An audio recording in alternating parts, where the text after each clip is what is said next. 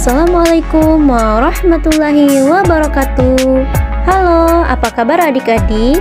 Ibu harap kalian sehat semua dan baik semua ya.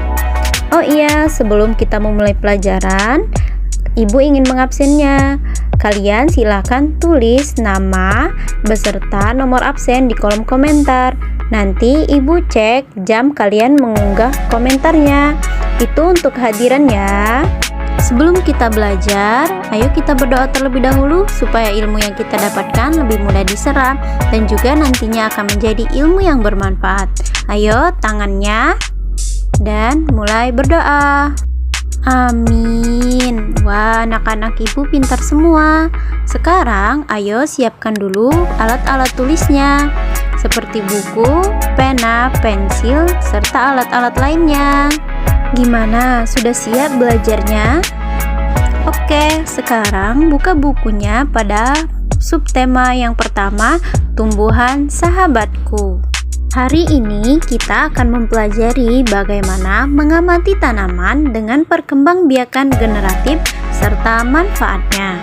Sebelumnya kan Ibu sudah memberikan tugas untuk kalian membaca pada halaman pertama mengenai bagaimana jagung berkembang biak. Apa kalian sudah tahu bagaimana jagung berkembang biak? Ya, benar sekali. Jagung berkembang biak dengan menggunakan cara generatif, yaitu dengan bunga. Salah satu tumbuhan yang berkembang biak dengan bunga itu jagung kan? Nah, tepung sari pada bunga jagung akan terbang terbawa angin ketika angin bertiup.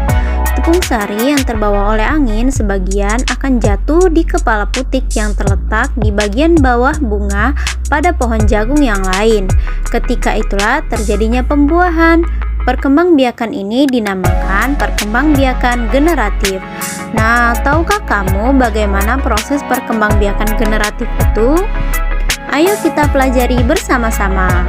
Perkembangbiakan secara generatif merupakan perkembangbiakan yang terjadi melalui peleburan sel kelamin jantan atau benang sari dan sel kelamin betina atau kepala putik.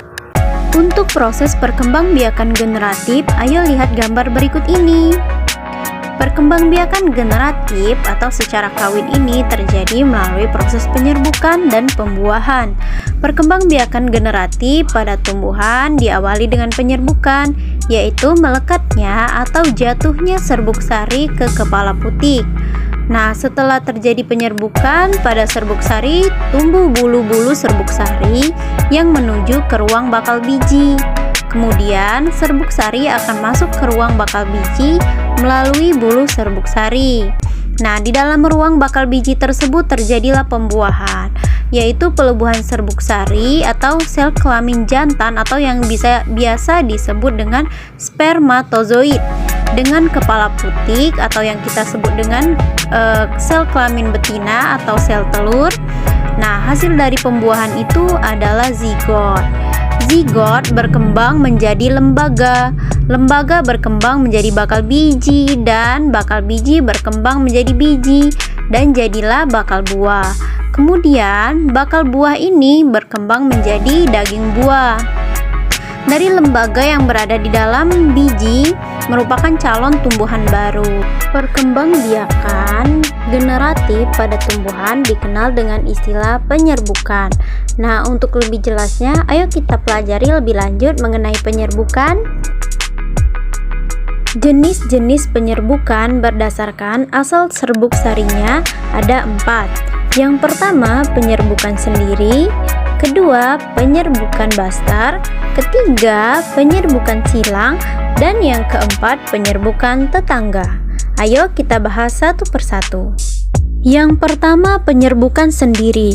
Penyerbukan sendiri atau autogami merupakan proses menempelnya serbuk sari dari suatu bunga kepada kepala putik, atau penyerbukan yang terjadi jika serbuk sari dan kepala putik berasal dari satu bunga itu sendiri.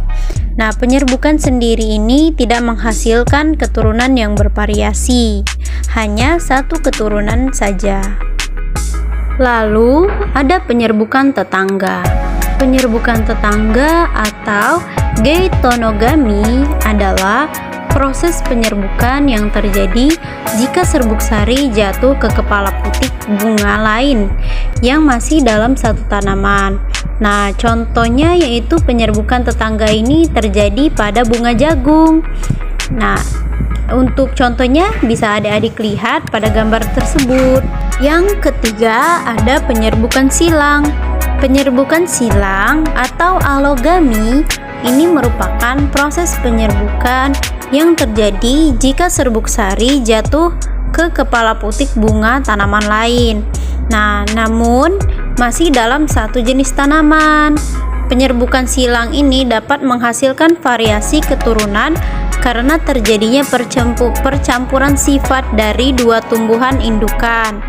Nah, contoh penyerbukan silang ini diantaranya persilangan bunga merah dan bunga putih yang menghasilkan bunga putih, bunga merah dan bunga merah muda. Dan yang terakhir yaitu penyerbukan bastar. Penyerbukan bastar merupakan proses penyerbukan yang terjadi jika serbuk sari jatuh ke kepala putik bunga lain yang sejenis namun memiliki perbedaan varietas atau varietasnya berbeda. Nah, itulah yang disebut dengan penyerbukan bastar. Nah, dari keempat penyerbukan yang sudah Ibu jelaskan, apakah adik-adik paham atau ada yang ingin ditanyakan? Boleh adik-adik tuliskan di kolom komentar ya. Barusan kita sudah mempelajari tentang penyerbukan berdasarkan asal sumber benang sarinya. Nah, sekarang bagaimana jika kita mempelajari jenis-jenis penyerbukan berdasarkan media perantaranya? Ada apa aja sih media perantara pada penyerbukan? Ayo kita pelajari. Berdasarkan media perantaranya, penyerbukan dapat dibedakan menjadi 4 jenis. Yang pertama, penyerbukan dengan bantuan angin atau anemogami. Penyerbukan anemogami ini merupakan penyerbukan pada bunga tumbuhan yang terjadi karena adanya bantuan angin. Angin meniup serbuk sari sehingga terlepas dari tangkainya. Lalu ia dapat masuk ke dalam kepala putik. Nah, tumbuhan yang menyerbuk dengan bantuan angin umumnya memiliki ciri-ciri khusus pada bunganya. Apa aja ciri-ciri dari penyerbukan angin tersebut? Yang pertama yaitu mahkota bunga berukuran kecil. Kedua, warna bunga tidak mencolok. 3. Memiliki tangkai sari yang panjang. 4. Memiliki kelenjar madu atau nektar. 5. Serbuk sarinya ringan, banyak, dan berbulu. Dan yang keenam, kepala putiknya besar dan kadang juga berbulu. Nah, itulah ciri-ciri dari penyerbukan angin. Ada pula beberapa contoh tumbuhan yang menyerbuk dengan bantuan angin, yaitu padi, jagung, kelapa sawit, kelapa, dan lain sebagainya. Nah, tumbuhan-tumbuhan tersebut memiliki bunga dengan ciri-ciri yang sudah Ibu sebutkan di atas. Yang kedua, ada penyerbukan dengan bantuan hewan atau zoidiogami. Penyerbukan zoidiogami merupakan penyerbukan yang terjadi pada tumbuhan karena adanya bantuan hewan sebagai perantaranya. Hewan yang sering membantu penyerbukan diantaranya ada serangga kupu-kupu, lebah, kelelawar, bekicot, dan juga burung. Nah, tumbuhan yang proses penyerbukannya dibantu oleh hewan umumnya memiliki beberapa ciri pada bagian bunganya loh. Nah, ciri-cirinya diantaranya yang pertama, mahkotanya yaitu mencolok. Kedua, mahkota bunganya besar. 3. Memiliki bau yang khas atau harum. Dan 3. Memiliki kelenjar madu atau nektar. Di antara macam-macam penyerbukan lainnya, penyerbukan dengan bantuan hewan dan angin terbilang sebagai penyerbukan yang paling sering terjadi. Nah, kedua penyerbukan ini bisa terjadi pada tumbuhan yang sama. Adapun untuk penyerbukan yang khusus terjadi karena bantuan hewan, diantaranya ada bunga mawar, bunga melati, kenanga, bunga sepatu, dan lain-lain. Nah, adik-adik bisa mencari contoh-contoh lain pada tumbuhan di sekitar kita. Jika bunga pada tumbuhannya tersebut sering dihinggapi kupu-kupu ataupun lebah, maka bisa dipastikan ia dapat dimasukkan ke dalam tumbuhan dengan penyerbukan dibantu oleh hewan. 3. Penyerbukan dengan bantuan air atau hidrogami. Pada beberapa tumbuhan tertentu, penyerbukan dapat terjadi hanya dengan bantuan air sebagai perantaranya.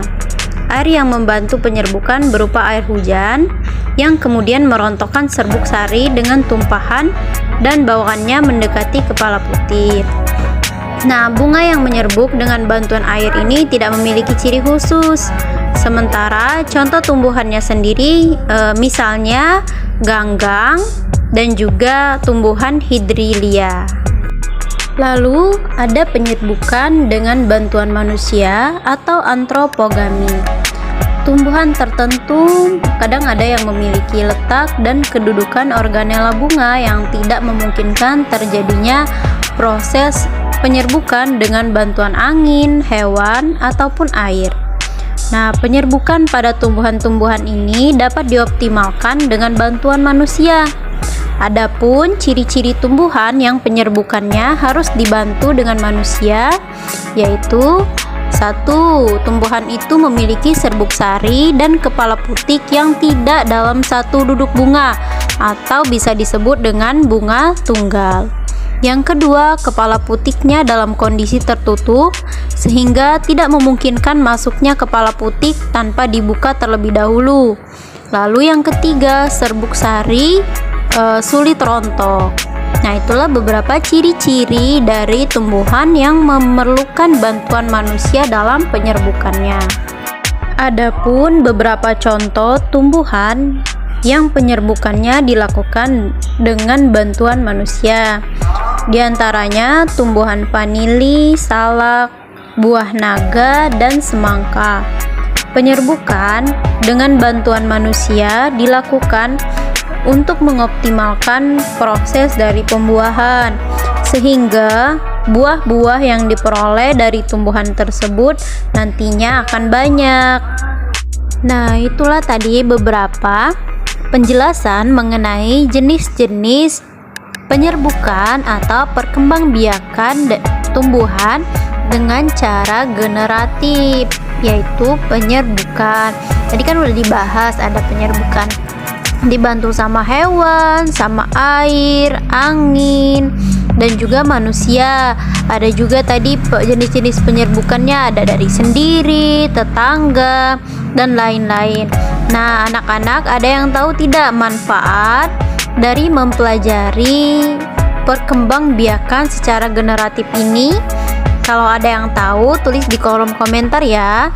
Nanti ibu kasih poin yang besar bagi yang bisa menjawab dengan benar. Oke?